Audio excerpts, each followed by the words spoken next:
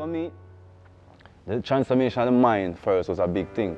Because what it does, it shows you that, okay, if you think this way about life, it's most likely you'll have a reality that reflects this. Like in the early days, college-wise, the girls that used to be around, they were like thinking of having, locks. So they didn't really have locks like just today college girls that just lock their hair. But then they were thinking of having locks. So what they were doing were like, some wore weaves, right? As a way to keep the hair natural underneath.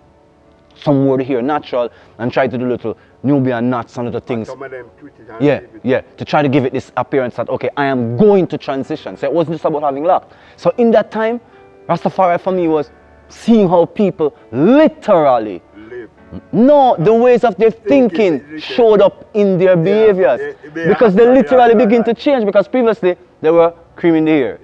Then the woman said she not cream her hair no more. She stopped creaming her hair. Right. And then she just go lock her hair, She got to a transitional period, may I say. So that is what me know it intellectually, but it was not, even though it's intellectual because of observation, but at the same time it was actually physical for me. I saw it, that her mentals changed, so she stopped creaming her hair. And then she decided she go food. yeah, Stop. but me I use the hair, and then she said she gonna stop weave. Right. Then cause she weave for a while, and then she said she gonna stop weave.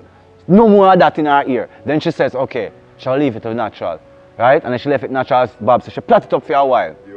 Right? She can't know it for a while. She plait it up for a while. And then she get a little twist and make it look like a rash or it. And then she say, you know what? Locks me, I got locks it. And that time, they know at the time when you look like, no, you make the decision. You say, here is it fully now, Rastafari, Empress. So I've experienced it that way to see that the mind change, behavior change, lifestyle, appearance change. And the funny thing, when them hair grow a little longer, them feelings in them want to lock it. Yeah. You know what they want? I have to lock it now, because they want to go longer first. Because it come and feel the natural frequency. Like the cream never does show them no energy, because I take the energy out. The weave did a block enough for the energy. Right. So when they have it natural for a long enough period of time, I can't wait, then start. Because remember, their minds is the issue to me, Like the minds, I think different, because when they were little children, they used to do their hair like that, but they never thought it beautiful. Let's be honest. Did they think it was beautiful? They never think it was beautiful. None of those girls thought that that was beautiful, to have their natural hair. So they grew up with that complex. So when you're saying to them, that transition, lots of them was saying, I don't know what to do with my hair. I do not know what to do with it, because they really were saying that they don't feel beautiful. And they usually do not feel totally beautiful, like I say, until they start lock the hair. And when the ear lock now, and then they see that personality start come out, then you start to see her her eyes light up now, because she starts for the first time looking at herself and say, wow, this is me. Mind change, mindset change, behavior change, attitude, appearance change. I tell you, you're part of them. Yeah. And she would have gone through a chastisement, should have gone through basically the rebuke from the people around her. But at this point, should have been happy. And there's some modern women I know that just lock them ear now. So them just lock it, go to the salon. But what I'm talking about is like the 90s and into the 2000s, early, when I was seeing that process. And it was the most beautiful thing. I don't think it's around anymore that much, but it's amazing. It's truly happening with the true Rastafari woman them. Because the true Rastafari woman them, they do this now. But back then, it was a trend amongst college women that were locking their hair.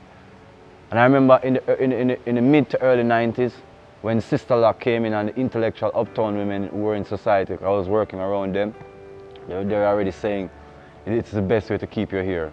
So people already knew. It's just that when it came with that philosophy, they didn't want the philosophy, they wanted the hair.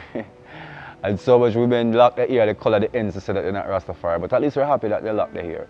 And happy that they're at least looking at life from a natural and a personal outlook. And the size and the way it looks, it's up to them. That's your individuality. Anyway, that's locks. And not only that, you have to give gratitude that we have locks nowadays. Because back in the days, as I said, in the 1970s, 80s, we were half of that lock to grow because of the system of banning the long hair.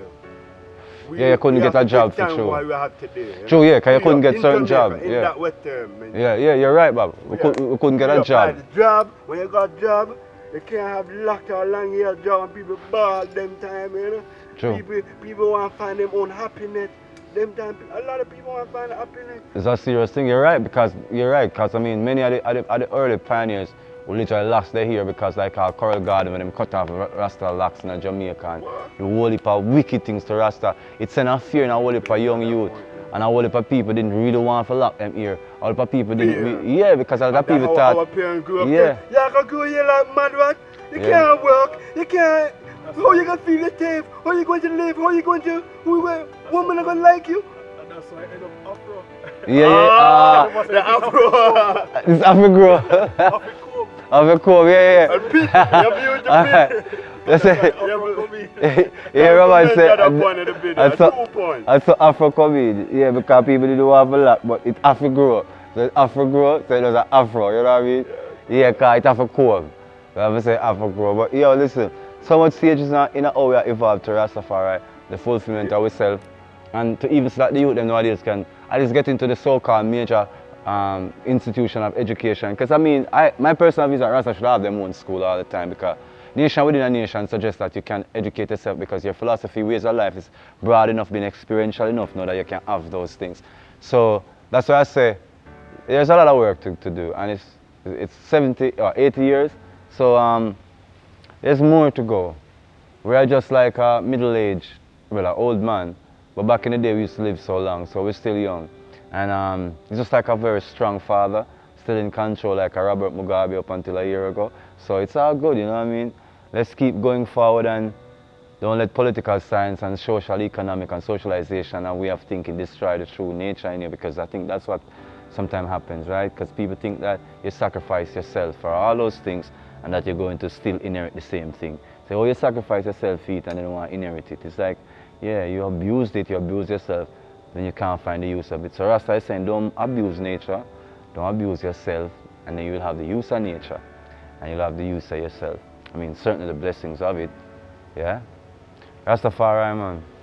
Rastafari, Yeshua, Christ, turn on. Black people, every people, Jamaican people, yeah.